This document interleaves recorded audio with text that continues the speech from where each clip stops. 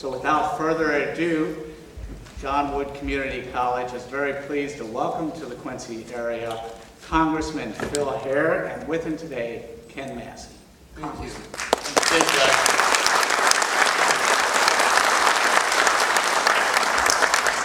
Are we going to be allowed to ask questions today? Oh, absolutely, absolutely. Can I do one now? Well, sure. I was going to explain the bill, but sure, go ahead. Well, you know, we've had a lot of explanations about the bill. I came here today, I'm kind of disheartened about what I see in my country.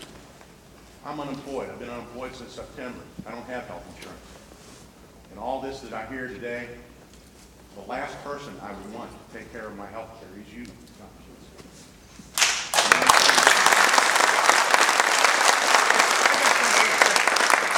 I came here to talk to you.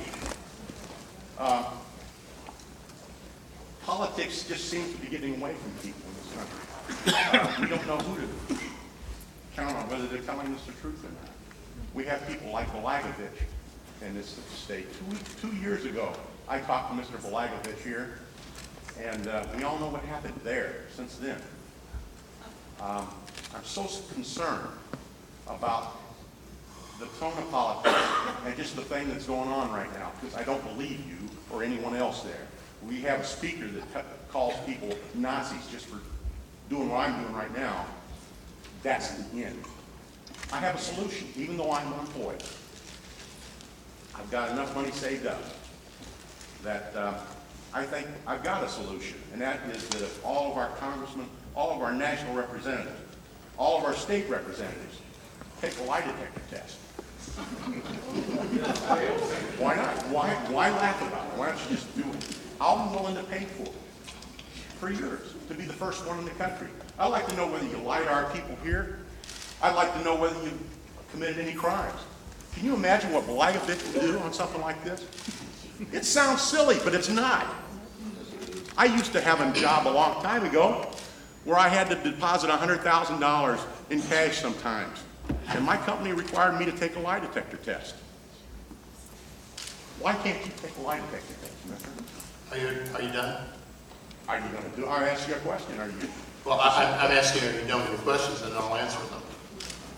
Real simple, yes or no. What do you want me to take the lie detector test on? Did I Whether you shoplift it from Kmart or what? told people a lie, whether you committed a crime. No, I have not. And look, I think the tone of this meeting, first of all, I'll be happy to take a lie detector test if you want me to take a lie detector test about if I'm lying to you or stealing, and I will be happy to take a drug test to boot. But look, I'm here today to tell the people in this auditorium what I know about the House bill. I'm not here to change people's minds, and I resent one thing. I come from a very blue-collar background. My folks lost their house growing up because my dad had an illness, and I remember what it did to my family. I'm a lot of things. Ask my wife. But one thing I will tell you, as long as I've been in public service and when I cut cloth for men's suits and cut lining, I am not a liar. I didn't come here today to fabricate. I came here today to talk about the bill, and I want you to hear from somebody who's been affected by health care and give you the statistics. You don't have to leave here liking this bill. You can hate the bill, and I'm sure some of you will, and we can agree to disagree, but this, as the doctor mentioned, is a democracy. And I think to imply, first of all, I have said publicly that I think Rob Blagojevich was not only a disaster, he's a buffoon. But look, God put eyes in the front of our heads so we would look forward, not backwards. And that's what I'm here today to do. I'm not going to waste my time,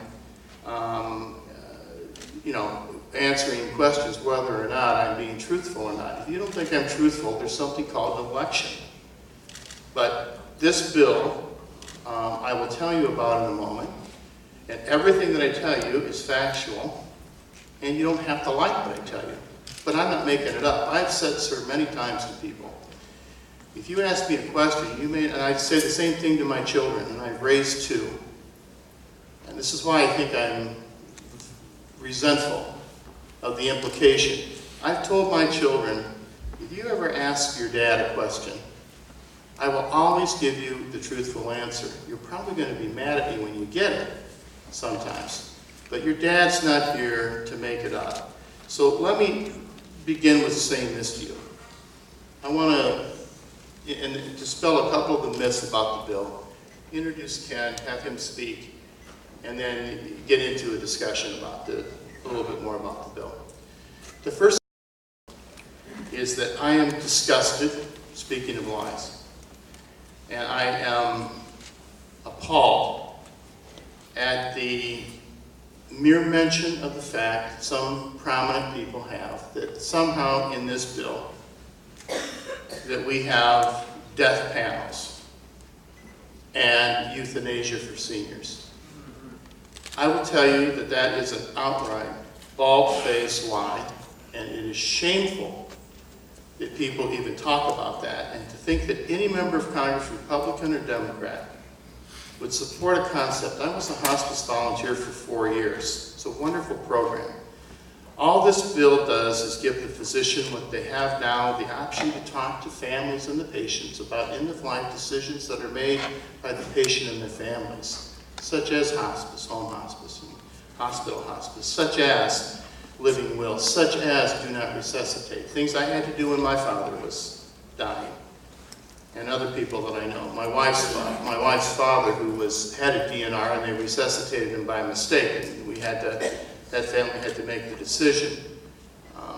And quite candidly, it's very tough enough for families. All this bill says is that the physician, once in consultation, if they submit a claim, that the physician should be reimbursed for that. But to imply that we have somehow set up things for euthanasia for people is un-American, to say it, and it is an outright fabrication, and there would be no way, no member of Congress, Republican or Democrat, would ever vote for a bill, and I can tell you it's not in this bill. I will say this, and then before I turn it over to Ken, people have said, have I read this bill? I've read every page of this bill, every section of this bill. The bill came through our Committee on Education and Labor. We marked the bill up. We started at 10 a.m. in the morning. We worked until 6 a.m. the next morning, straight through, on every amendment, on every section. We adjourned for 2 hours. We went home and showered and came back, and we finished 3.5 hours later on the markup of the bill.